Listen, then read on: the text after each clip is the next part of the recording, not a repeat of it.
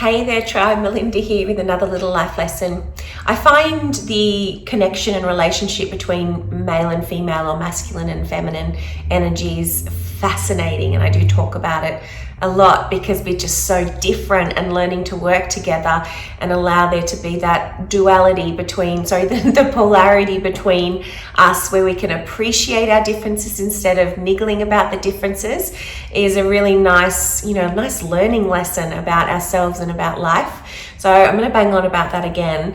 And I just wanted to share with you that women feel they thrive when they feel like they're loved, and number one, basically, that someone is treating them like they're special and they're being protected and they are safe. That's when a woman can thrive, when she doesn't have to feel like she's constantly looking out for danger and worried that she's not going to be protected and looked after. Even independent women, you're going to find that hard to swallow. I certainly did when I first learnt that. I thought, hell no, I can take care of myself, and I started to do my whole independent feminist woo kind of march inside.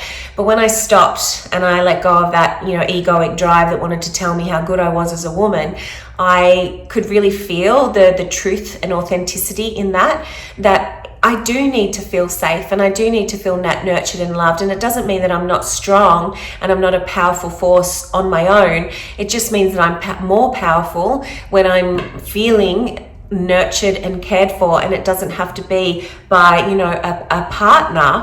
You could feel nurtured and supported by your father or your brother, or any other kind of masculine energy that makes you feel really safe. Because let's face it, we're not as strong as men. It's natural for us to need to have an extra eye out for any danger than what a man would, who's a bit stronger and can look after themselves physically a little better. Maybe not cooking and looking after themselves that way. That was sexist, I shouldn't have said that, but anyway. And a man, he thrives when he feels like he is providing and protecting.